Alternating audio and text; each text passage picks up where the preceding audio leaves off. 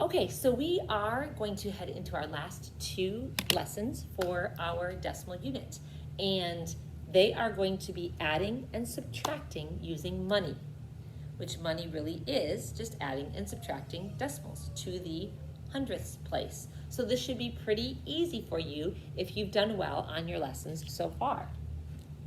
So let's take a look at lesson 10-7. I hope you're doing well, going back and forth between chapters 10 and 11, 10 and 11. But again, you can see now, as we learn a skill in addition, to go learn it right away in subtraction just makes sense because it's the same thing with the opposite operation. So we are going to learn addition with money today, and then tomorrow we're going to learn subtraction with money. So let's look at lesson 10-7. The class is building model roller coasters to learn more about forces. The teacher purchases the materials shown in the table. How much does the teacher spend on these materials? So adding money amounts with dollars and cents, you do that the same way that you add all decimal numbers. So let's go ahead and look at that. We've got, I'm going to actually do it up here because we've got a little bit more space. So let's take our $19.20, $6.69, and $6.13. Now, in this lesson and tomorrow's lesson, if it asks you to round first to figure out about how much it's going to cost, I want you to actually go ahead and do that just for today and tomorrow's lesson. All right, so actually read the directions, follow the directions. If it says use rounding to estimate it first, go ahead and do that. So let's practice that using our money, because honestly, rounding money amounts, like we talked about when we were doing our rounding unit, that is something that you actually is a good life skill to have, because like we talked about then, if you're going through the grocery store and you've got to add up quick a bunch of things in your mind to find out if you have enough money, if you don't have your iPhone with you, you're going to need to just kind of estimate about how much something's going to cost and make sure you have enough money. In this situation, this teacher purchases the materials shown, and she wants to know really quickly about how much this is going to cost for the class. Then she's going to want to do that quick in her brain. So let's do that. Remember, when you have a list of numbers, you are going to round your decimals to the biggest spot of the least number. Which of these numbers is the least in value? $19.20, $6.69, or $6.13? $6.13. You're going to round it to the number, the digit place that's furthest to the left, or the biggest, but not the zeros, right? So that would be this right here. So this spot is where we are going to do our rounding to. The furthest place that is not a zero. So let's take all these and let's round them to the nearest dollar. So this would round to what? Look at the 9. Okay, so we're going to look next door. The 2 tells the 9, stay the same. So now you've got 19 and the rest becomes zeros, right? Okay, again, we're rounding to this spot. We look at the 6. To the right, there's a 6.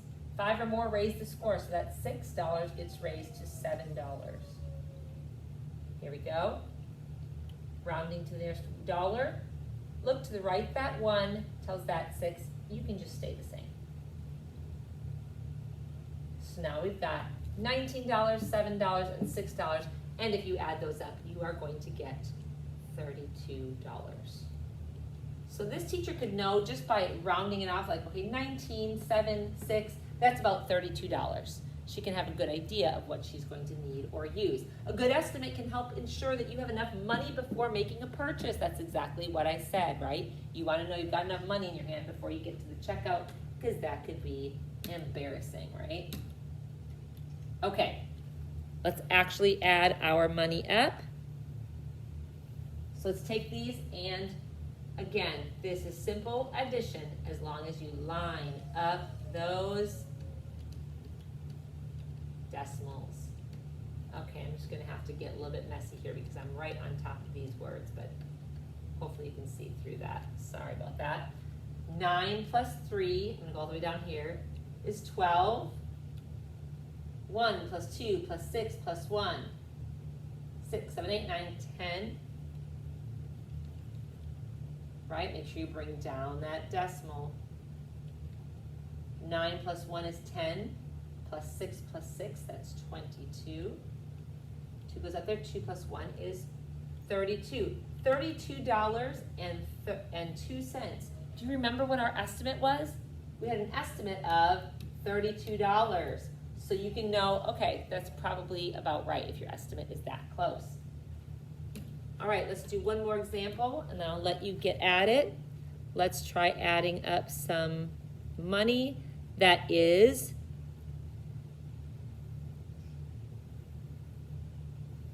not lined up. Okay, let's go down here. Let's go right to our algebra problems because those are probably the most confusing. The rest of these are simply, look at all these.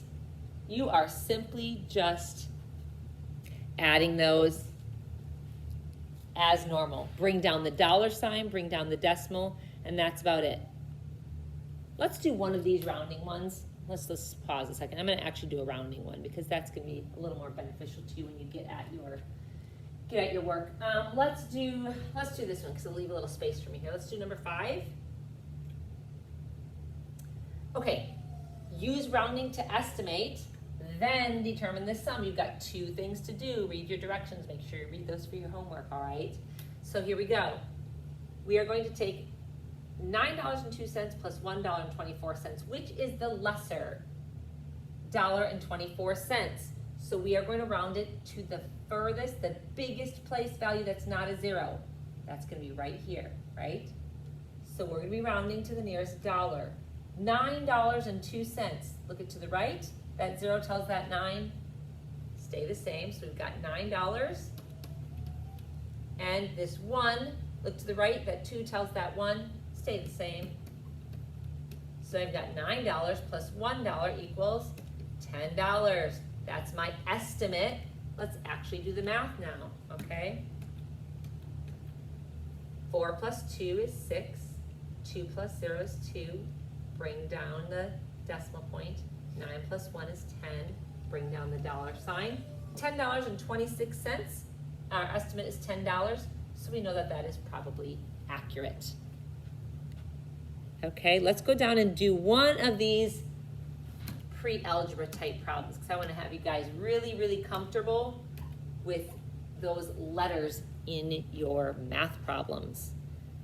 Is that as far as it goes up? It is. Okay. All right, let's take number 23. What do we have here? We have $5.08 plus n plus 55 cents. Okay, so first you do what's in the parentheses always. Remember, you do what's in the parentheses first. So we're going to take $5.08 plus n. Well, what's n? N is $4.09. Don't get confused by this where it says simplify for n. Simplify means just what's the answer. So you're going to put this amount for n right in that spot. So we have $5.08 plus n, $4.09. Well, let's add those up. $9.17, but you're not done. It says plus 55 cents. So you're going to add that 55 cents. 7 plus 5 is 12. 5 plus 1 plus 1 is 7. 9 plus 0. Your answer will be $9.72. All right, I think you guys are going to do great on this addition of monetary values. Please make sure to do the rounding if the instructions say you're supposed to do the rounding. All right, and we'll see you tomorrow for your last decimal lesson.